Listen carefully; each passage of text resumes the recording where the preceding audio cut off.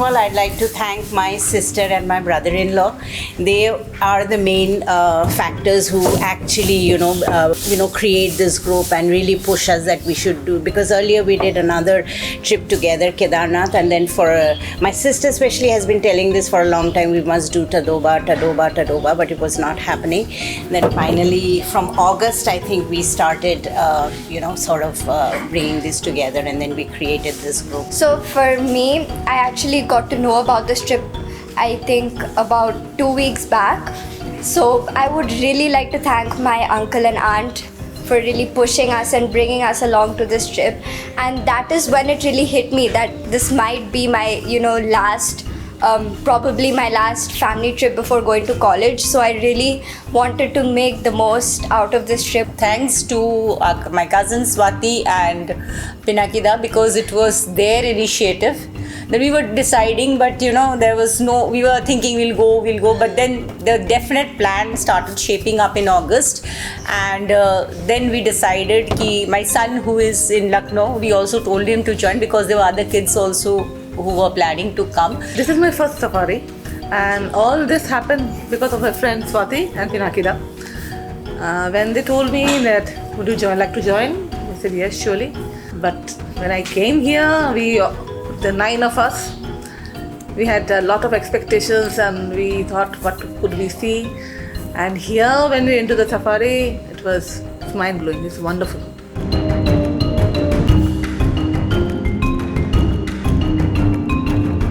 I found that the jungle, the silence of the jungle is so much to say about. The pin drop silence, the jungle, that communicates so many things too, with your emotions, with your sentiments, with your thoughts, and a lot to speak about. The silence says so much. The path, actually the main road, the red dusty part, it reminded me of, I come from West Bengal, Calcutta, felt a little bit like we say Lal Mitti of Shantiniketan. Yeah. So the roads felt like that. There was a lot of difference between the morning and the evening scenario, the grassland. It looked very different. Morning time it's different because the air is very fresh, and there's The morning light coming in, slowly the sun rises. So even the trees and all look very different. But then when you go into the afternoon safari, you will see that it becomes a little harsher. The sheer experience of, like Nemo had also said, of circling around that entire grassland on a James Bond-esque experience, holding on to our dear lives and then waiting for, just listening patiently for any deer, running around. The alarm calls. Yeah, the alarm calls of the deer. That entire experience on the very first day was, to a certain extent, life-changing.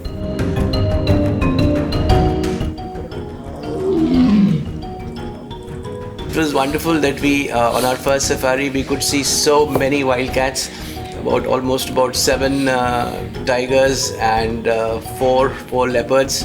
Apart from all the deers, the barking deers, the spotted deers, the sambar deers, and the gores. The wabbler, the badger, then the roller, then Rufus magpie. Crested hawk eagle, mugger crocodile. These were some special ones for me. Leopards, tigers, of course, no doubt. Gore, 3 kinds of deer. The sambar deer, spotted deer, Barking deer, the munjak deer. kingfisher, was it the white-throated? Sorry.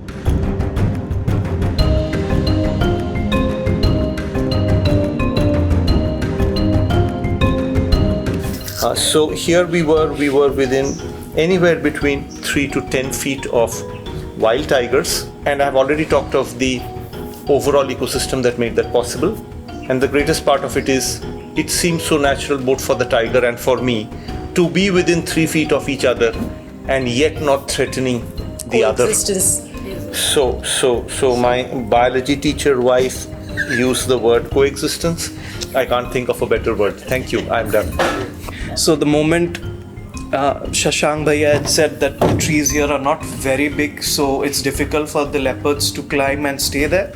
But the moment there was a screech of a jeep or some loud noise that would have startled it, it scooted over it literally jumped up the tree, and then it did a 180 on top, and then again it came back. It was almost an Oscar level performance. People thinking it was a tiger and then a leopard, and some random names were thrown in the air by some of the guides, and then it was a tiger again, and then it was a leopard, and we got close enough to see that it was an actual leopard, and the leopard was acting like a tiger, just strolling around the street. And then there was like a bunch of tactical driving in play, and we witnessed how the drivers can actually reverse really well, and like reverse at such a high speed and take in nice positions, and it was a testament to their skill at what they do.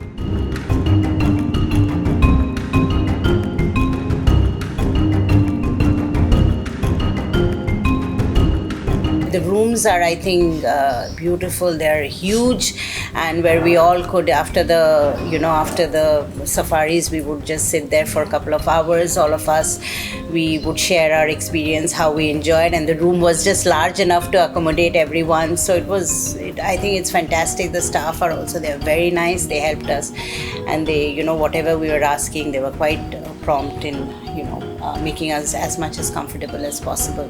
So I think I really love this place. Experience was fantastic. The entire team, the hospitality that we received here was very good. They catered to all our, demands. Whenever we asked for tea, coffee in the room, or we made some special request, it was always met. The rooms were very good. They were very big, airy, it was a lovely experience staying in this resort. The hotel, the stay, everything has been very comfortable, homely. See, one does not want a 5-star luxury when one is come to do a safari or come to do tourism of this sort.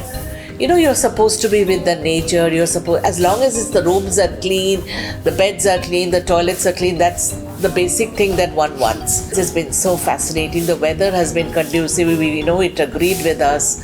So on the whole, it's been wonderful.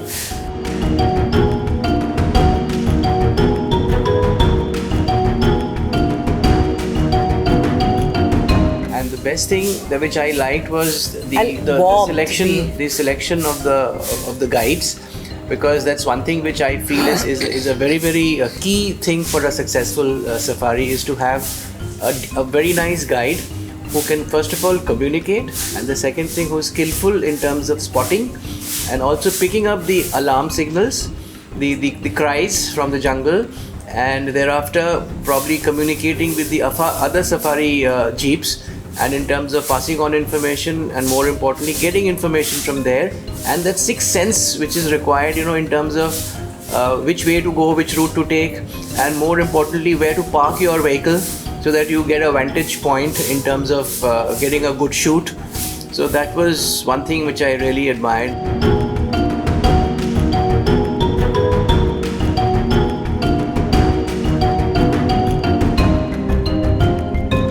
So as I mentioned, this trip really brought out my inner Bear Grylls, and that was only possible because of Shashank uncle.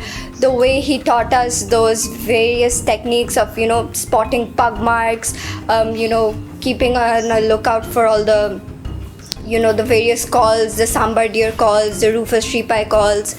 And yeah, that was the only way we actually spotted 11 big cats like that. Person who can put a whole lot of people at ease, a person who can reach out without being intrusive, a person who can make you feel welcome and at home, a person who is, to put it mildly, very well educated, and a person who at his own time and fueled by his passion developed an expertise in knowing wildlife and thereby contributing to its conservation.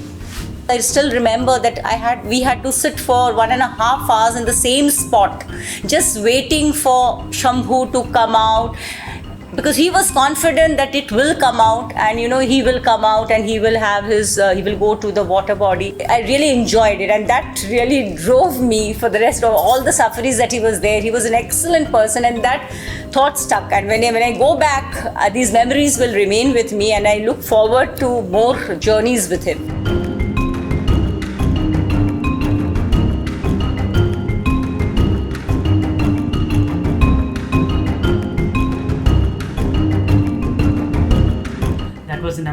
amazing safari, guys. If you would like to in fact join us on our safari tours and expeditions, please do connect with us on the platforms mentioned below. And if you'd like to know more on India's wildlife and our protected areas, please do subscribe to our channel. Thank you for joining us. See you next time.